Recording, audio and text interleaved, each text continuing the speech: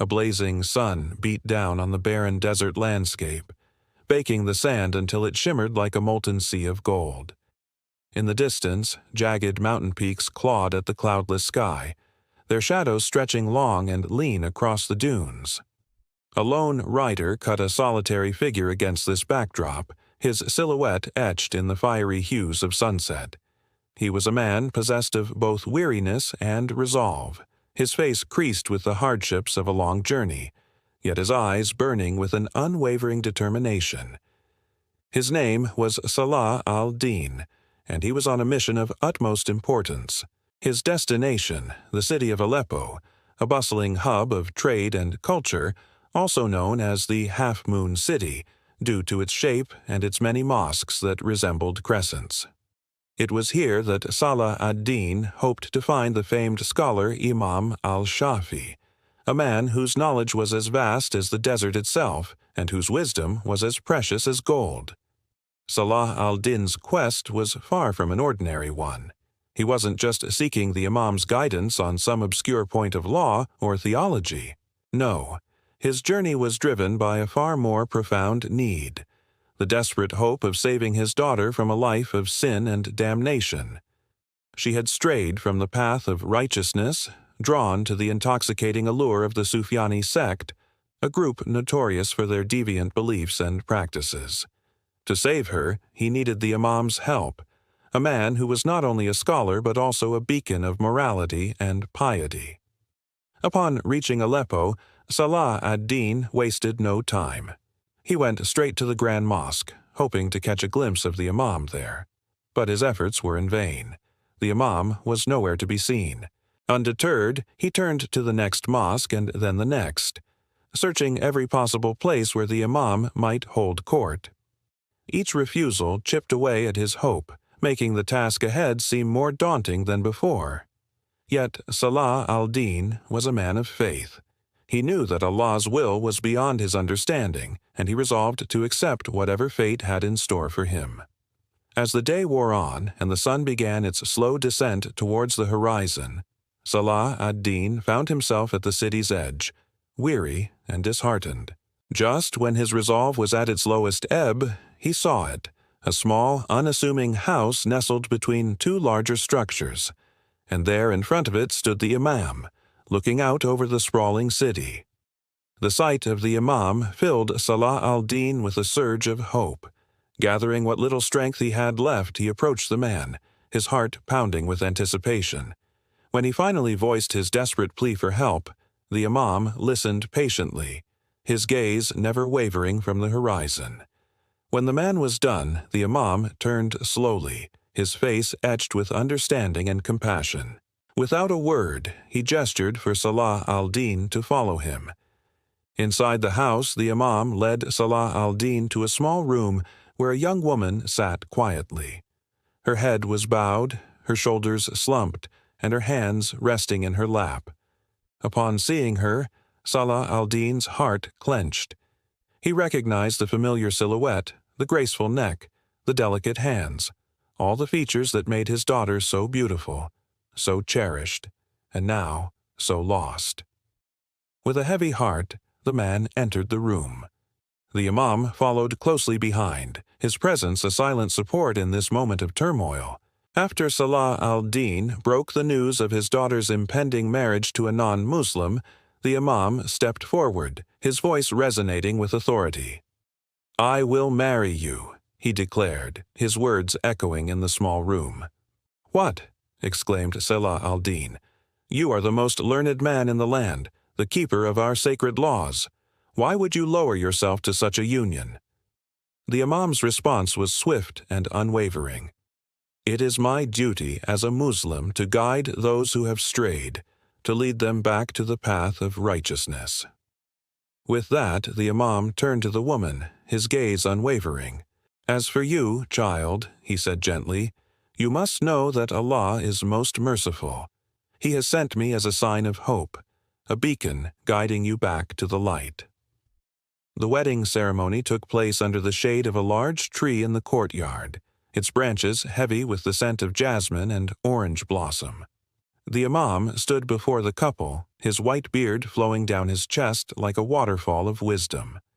His eyes, though, were fixed on the bride, his gaze intense, his expression grave. The ceremony was unlike any other.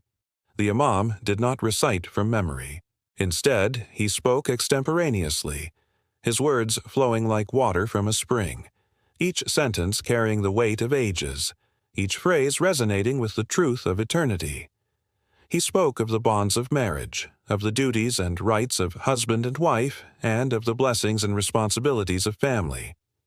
But he also spoke of something else, something more profound, something that transcended the rituals of the ceremony.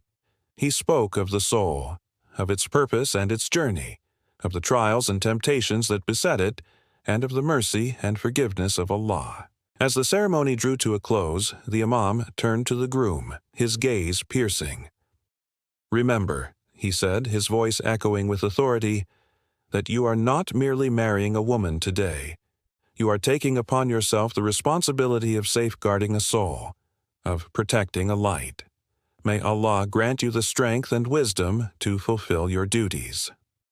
In the days that followed, the city buzzed with the news of the Imam's unprecedented marriage. People whispered in the marketplaces, debated in the public squares, and speculated in the privacy of their homes.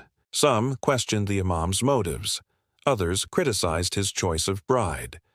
There were those who doubted the sincerity of the groom, who saw the marriage as a strategic alliance rather than a bond of love.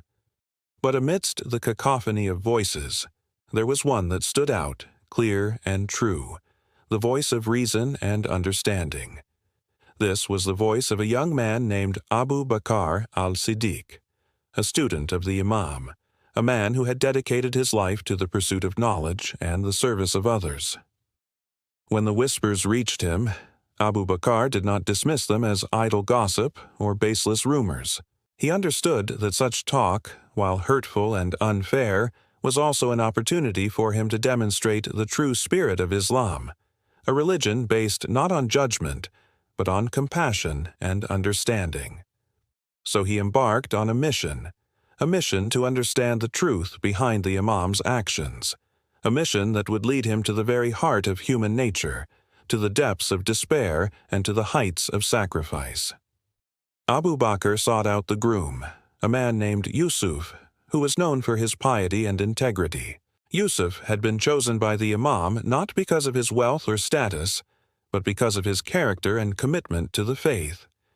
Yet, despite his good name, Yusuf had been vilified by the townspeople, his reputation tarnished by the same brush that had painted the Imam's choice as an unfathomable blunder. And then he visited the bride, a young woman whose beauty was matched only by her intelligence and grace. She had been an enigma to the townspeople, her past shrouded in mystery, her intentions misunderstood. Many had condemned her for leading the Imam astray, for causing him to abandon his sacred duties for the sake of a worldly union. Yet behind closed doors, she had shown nothing but respect and reverence for the Imam, her actions speaking louder than the rumors that swirled around her. As Abu Bakr delved deeper into their stories, he uncovered a truth that was both heartbreaking and inspiring. He saw the depth of despair in the groom's eyes, a despair born not of doubt or disloyalty but of a profound sense of responsibility. He witnessed the innocence of the bride, her purity of intention, and the sincerity of her remorse. With this newfound understanding, Abu Bakr returned to the Imam, his heart heavy with empathy, yet resolute in his faith. He recounted what he had seen and heard, not to defend or justify, but to humanize and to heal. He spoke of the groom's unwavering devotion, his sacrifice in taking on a burden he never sought, and the bride's deep regret and determination to atone. The Imam listened patiently, his expression unreadable, his silence speaking volumes of his own struggle. When Abu Bakr finished, the Imam's eyes flickered with emotion, a mixture of sadness, pride, and gratitude. In that moment, Abu Bakr realized the true depth of the Imam's sacrifice. He had not just married a sinner to guide her back to the fold. He had become a living embodiment of mercy, a testament to the boundless compassion of Islam. The story of the Imam's marriage became a parable, a tale told and retold for generations to come. It was a reminder that faith was not about blind obedience but about understanding and compassion. It was a tribute to the Imam, a man who had dared to go where few had ventured, who had loved where others had despaired, and who had sacrificed where everyone had succumbed. As for Abu Bakr, he continued his life as a student of the Imam, forever changed by the lessons he had learned, forever inspired by the example he had witnessed.